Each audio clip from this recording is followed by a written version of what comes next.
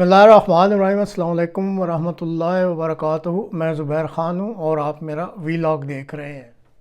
Trump पर कातलाना हमला, साजिश के पीछे कौन? आज के प्रोग्राम का ये मौजू है।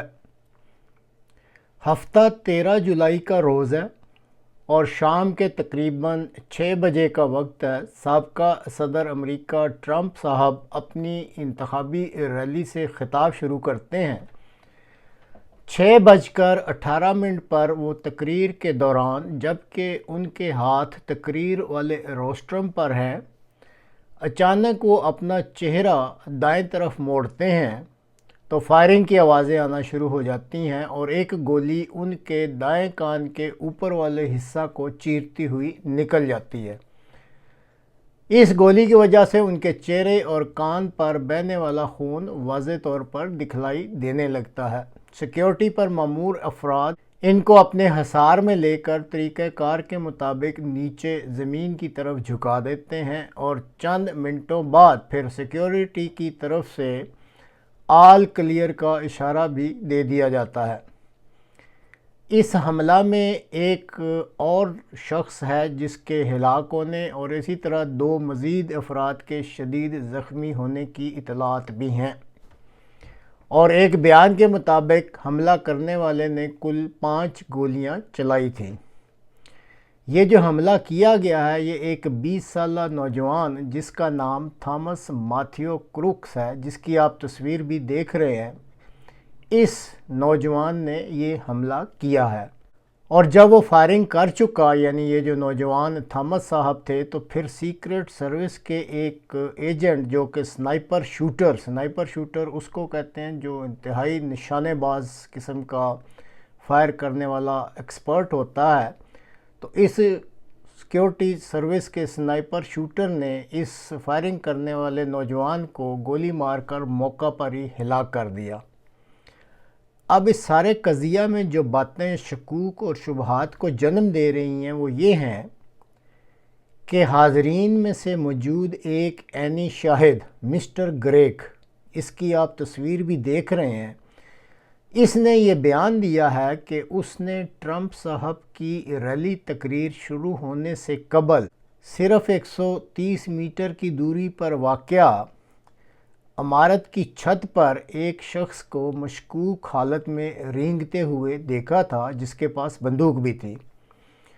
और इस बारे में मिस्टर ग्रेग कहते हैं कि उन्होंने फौरी तौर पर पुलिस को इस शख्स की बंदूक के साथ मशकूक मौजूदगी का बतला भी दिया था, लेकिन उन्हें उस वक़्त हैरानी हुई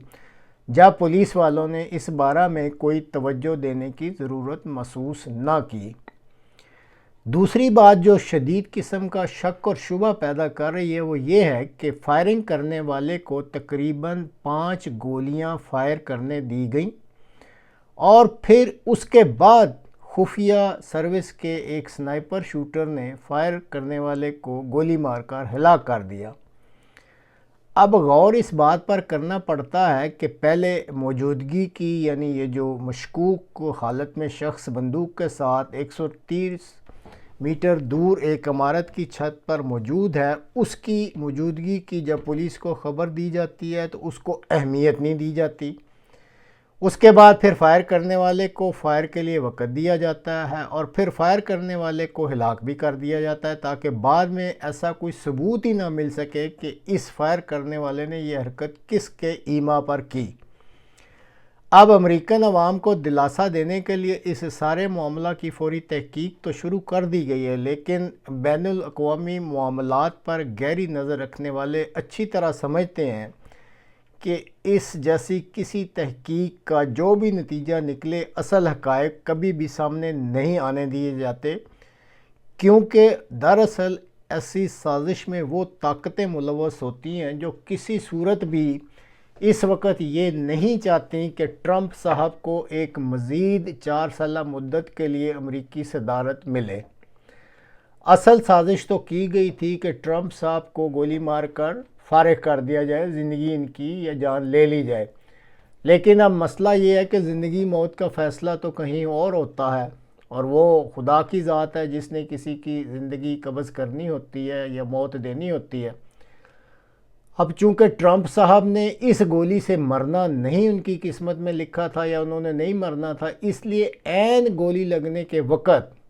اچانک وہ اپنا چہرہ دائیں طرف کر لیتے ہیں اور گولی کے نشانے کے راستے میں ان کے سر کی بجائے صرف دائیں کان کا اوپر والا حصہ ہی اس گولی کی زد میں یا اس کے نشانے کی زد میں آتا ہے۔ بہرحال اب ساتھ ہی اس امر کی سر توڑ کوشش شروع کر دی گئی ہے کہ ایک طرف تو صدر بائیڈن کو کہا جا رہا ہے کہ وہ صدارت کی دوڑ سے فوری باہر ہو جائیں،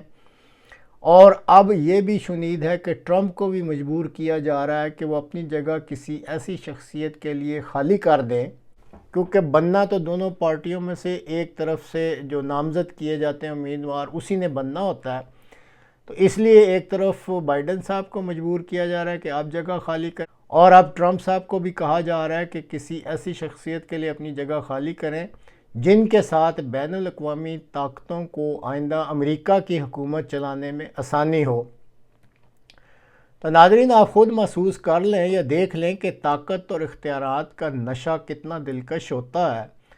کہ اس کے حصول کے لیے اگر کسی کی جان بھی لینی پڑ جائے تو ایسی حرکت کو برا نہیں سمجھا جاتا، اور تو اور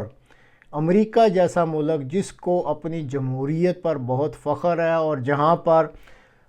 کہا جاتا ہے کہ انسانوں کی زندگی بہت قیمتی ہے اور وہ بہت قدر کرتے ہیں انسانی اقدار کی، تو دیکھا جائے تو اس حرکت کے بعد تو ہم کہہ سکتے ہیں کہ یہ جو اتنا بڑا ملک ہے وہ بھی اس بد عادت کی زد میں ہے کہ طاقت اور اختیارات کے نشے میں اگر کسی کی جان بھی لینی پڑے تو لے لی جائے۔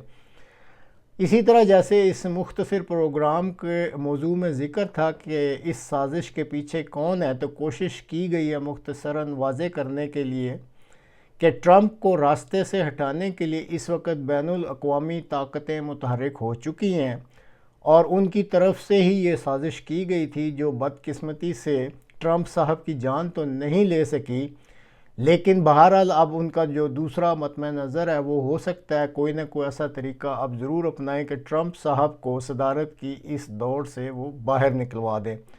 تو ناظرین، آج تک کے لیے اتنا ہی، اگلے پروگرام تک کے لیے اجازت دیجیے، خدا حافظ۔